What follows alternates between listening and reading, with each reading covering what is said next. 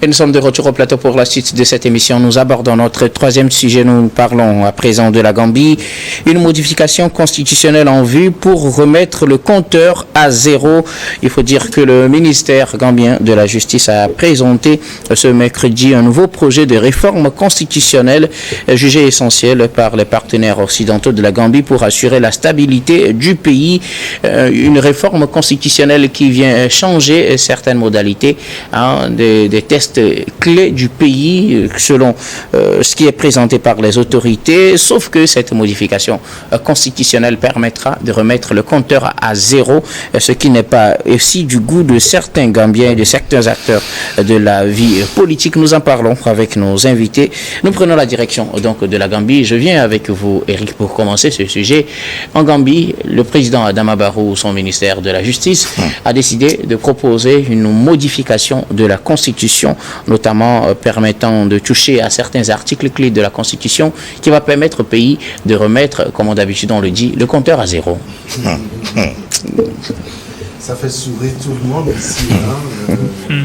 Oui, et c'est triste. Les constitutionnelles dans nos pays sont toujours source de contestation ou de divergence parce que le plus souvent cela touche à la limitation de mandat. Si oui, il faut limiter le mandat, sinon il faut faire une réforme qui puisse permettre au président en fonction de pouvoir se représenter de nouveau et au-delà des mandats qu'il devrait normalement faire pour quitter le plancher. Et donc, je crois que ce qui se passe aujourd'hui en Gambie donne quand même de la matière aux Gambiens pour se poser la question de savoir si réellement leur président Adama Barrow a l'intention de se pérenniser au pouvoir ou de briguer un nouveau mandat je crois que c'est 5 ans, de 5 ans et d'y aller en Vietnam. Je crois qu'il faut essayer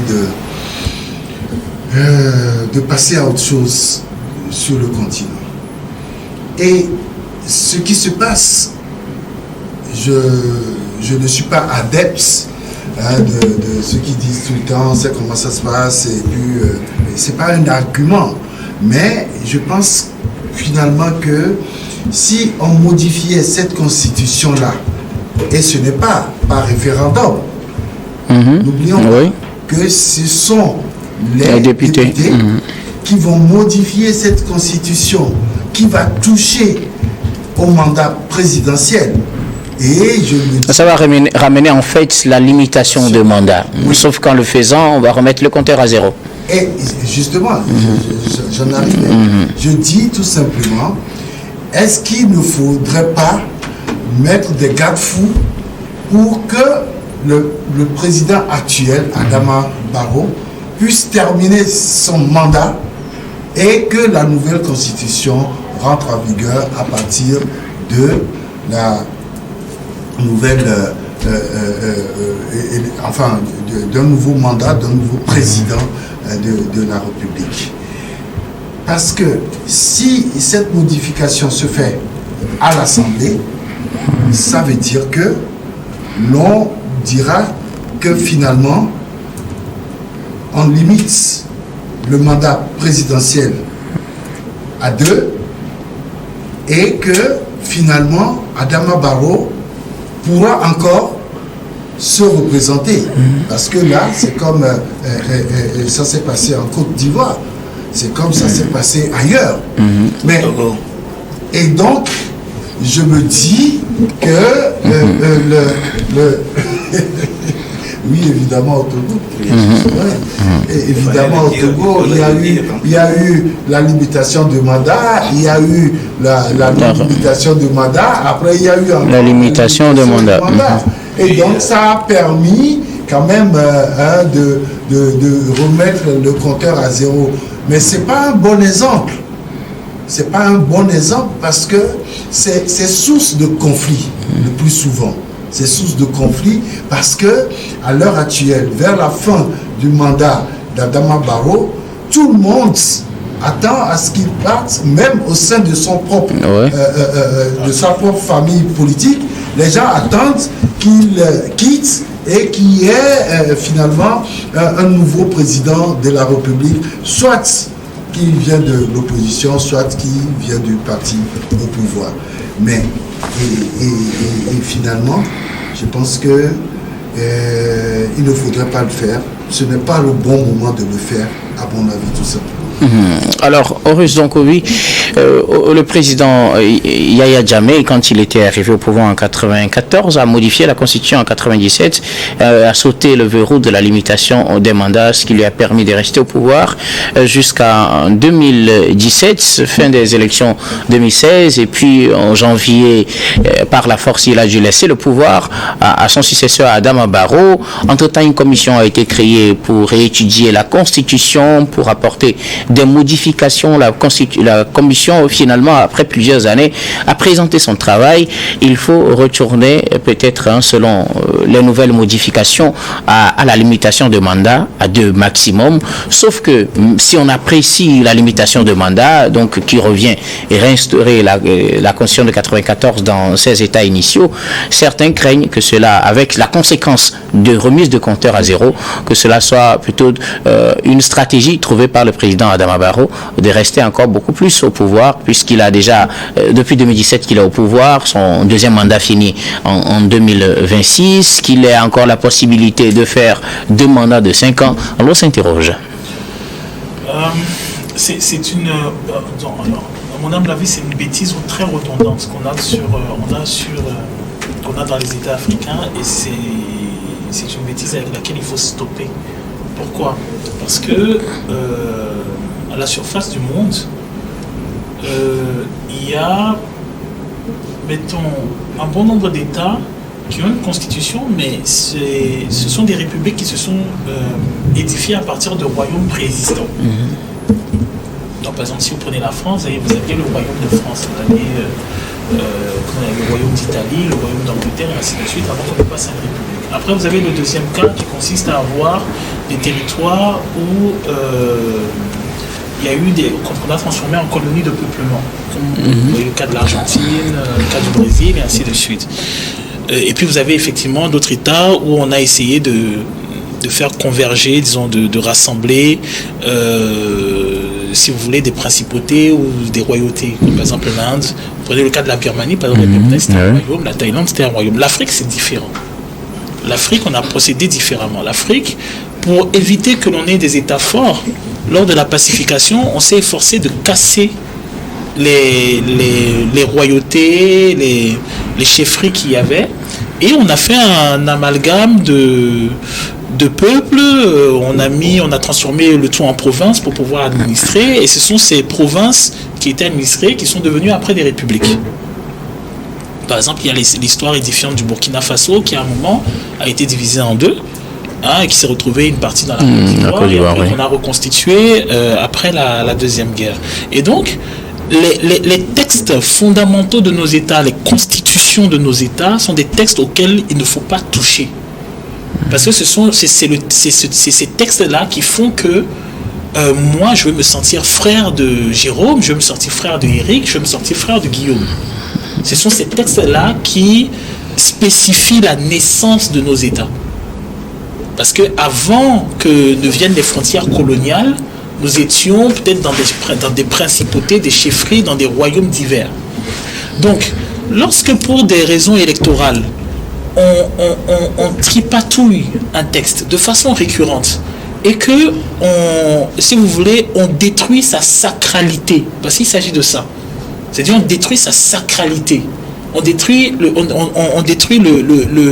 le texte fédérateur en le rognant, année après année, en lui enlevant, comment dirais-je, sa quintessence, en lui enlevant sa puissance, en lui enlevant toute l'historicité qui fait que fondamentalement, ce texte-là ne peut pas être remis en question on s'attaque aux propres fondamentaux de notre pays.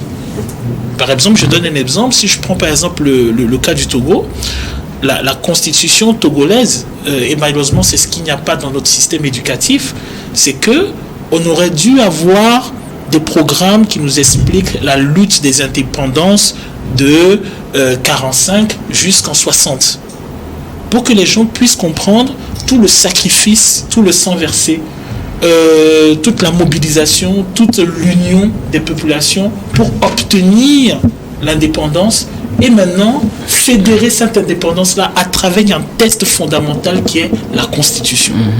Donc, lorsque de façon récurrente dans les États africains, on fait un mandat, après, on dit ça ne nous plaît pas, on fait sauter tel texte. Demain, ça, après, on... Mais aux Russes, les tests aussi sont faits naturellement pour être retouchés après et remis au goût du jeu. Il faut faire attention, c'est-à-dire il faut savoir comment le retoucher. Les États-Unis, ils ont un texte qui date du 19e siècle. Mais ils ont plusieurs amendements aussi. Justement, tu as bien dit amendement. Bon, c'est la manière dont ils ont trouvé pour l'appeler. Mais ça reste un amendement. C'est pas si tu vois ce que je veux dire. C'est-à-dire... Vous voulez qu'on change... au lieu de parler de modification constitutionnelle, qu'on parle d'amendement, ça reviendra à la même chose. Non, je voudrais... Parce qu'après, même s'il y a l'amendement, il reste le test fondamental. Ouais. C'est-à-dire, faire l'amendement ne signifie pas que l'on nie l'existence du test fondamental. Okay. Ce qui se passe chez nous, c'est qu'en réalité, on bidouille le texte fondamental. Donc, à la fin, le texte fondamental lui-même n'existe plus, puisqu'on l'a bidouillé. Et pour moi, je trouve que pour la construction d'une nation, c'est quelque chose de dangereux. Parce qu'en réalité, par exemple, malheureusement, ce qu'il y a dans nos États africains, je vais vous donner un exemple. Si vous prenez un élève de terminale, je sais que je parle d'éducation, mais si vous prenez un élève de terminale, vous demandez qui était M. Nassibé Yadema, il ne sait pas. Si vous demandez, c'est pas évident. Non, je te parle de quelque chose. Si tu lui demandes à un élève de terminale, tu lui demandes. Non, moi je sais quelque chose.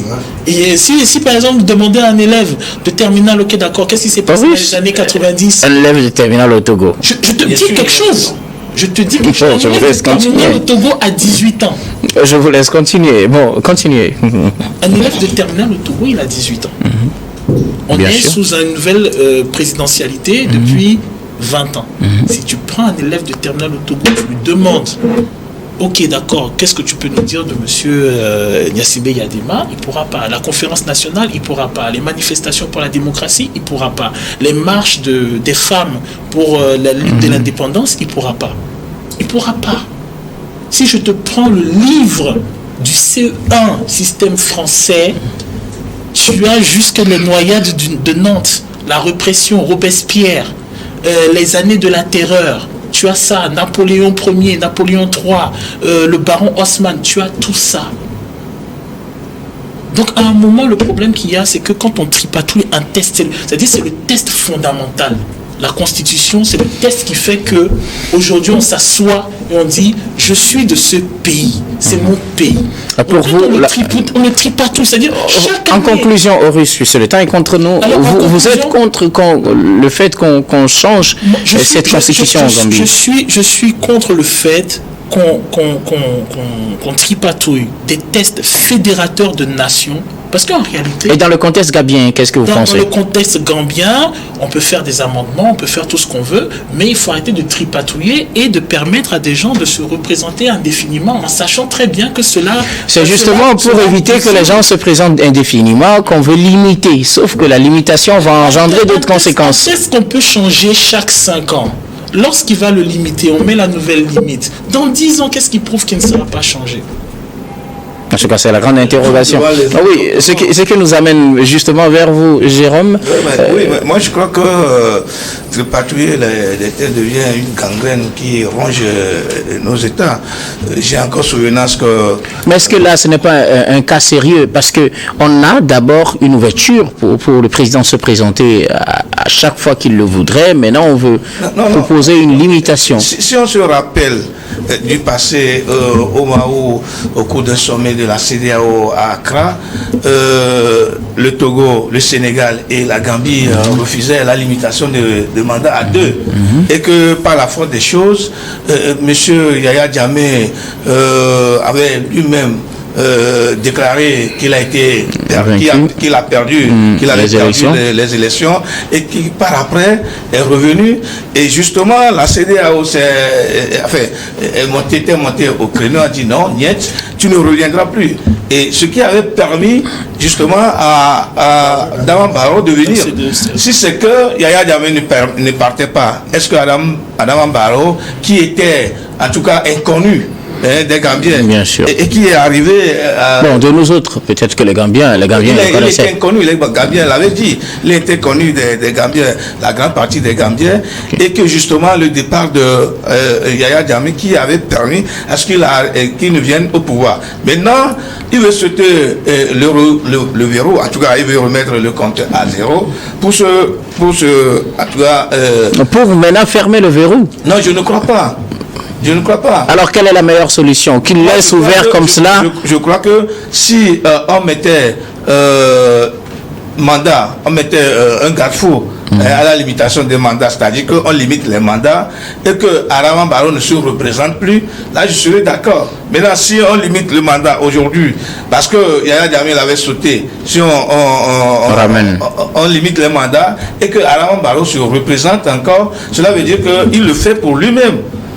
Et donc, vous auriez aimé, par exemple, qu'on décrète un retour à la Constitution de 94, par exemple, et donc ce sera rétroactif, puisque c'est ce que réclame une partie de la classe politique. Mais comme on l'avait réclamé au Togo, la Constitution la rétroactivité de cette loi. Et que cela n'a jamais été fait. Et donc, moi, je me dis, c'est-à-dire qu'on ne va pas rester quand même dans cette aventure. À chaque fois, il faut limiter les mandats, après, il faut sauter les verrous, après, il faut machin. Moi, je crois que Adama Barrow veut encore revenir sur les pas du Togo qui entre-temps on a limité les mandats, on a dit que bon, la limitation du mandat, on n'a pas encore fait l'expérience de cette limitation du mandat. Aujourd'hui, pour permettre, en tout cas, à mon analyse de la chose, pour permettre à quelqu'un de rester pendant longtemps à la tête du pays, on change carrément la constitution, on va dans un autre régime. Et quand on va continuer par faire ça, est-ce que vous pensez que l'Afrique va, ou nos continents, ou nos pays vont quand même se développer comme... En 2 mots, quelle est la solution pour la Gambie actuellement? Moi, je souhaite qu'on fasse revenir la Constitution de 94. On garde la limitation du mandat. Adama Barrow ne se représente plus. Merci beaucoup. À vous, Jérôme. Je vais terminer rapidement. Parce qu'il y a aussi une hypocrisie aussi à ce niveau-là. Parce que le problème, c'est pas la Constitution. Le problème, c'est la capacité d'avoir des élections intègres. Et ça si les élections sautent le verrou et que les élections sont transparentes. Mais si les élections sont transparentes et intègres, ça veut dire que le peuple a la possibilité de changer, de mettre à la place le candidat qu'il veut. Effectivement, il y a des pays qui n'ont pas de limitation de vente. Merkel, elle a fait je ne sais pas combien d'années. Donc le problème, là où se situe oui, je suis d'accord, mais là où se situe le souci dans les États africains, c'est l'intégrité des élections. Et maintenant, le problème qui se pose, c'est que personne ne veut régler l'intégrité des élections et tout le monde veut toucher à la Constitution. Merci beaucoup. Rapidement pour l'anecdote. Vous savez, quand, je crois que c'était en 2009, quand les députés UFC étaient à l'Assemblée nationale. C'était en 2009. Oui, j'ai eu une discussion informelle avec certains parmi eux, justement par rapport à la limitation du mandat présidentiel. J'ai posé la question de savoir, ne voyez-vous pas qu'à chaque élection présidentielle, il y a un conflit qui naît? Il y a des gens qui sont idéologiquement, c'est vrai, ils n'ont pas les mêmes idéologies, c'est des partis politiques, mais qui se retrouvent quand même ou discuter et aller à une élection ensemble. Mais dès que l'élection finit, ils deviennent tout de suite ils se tiraillent entre eux. Et je dis, mais déjà par rapport à ça, est-ce que vous pensez qu'un jour, vous pourrez arriver à bout de votre adversaire politique que vous combattez ensemble?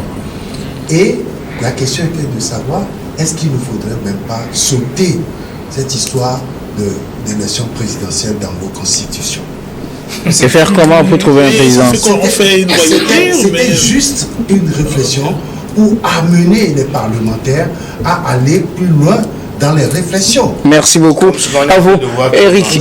Bon, en tout cas, merci beaucoup à vous. Nous allons marquer la pause, puis on reviendra tout à l'heure pour la dernière partie de cette émission. Dernière partie que nous allons bien évidemment consacrer au Togo.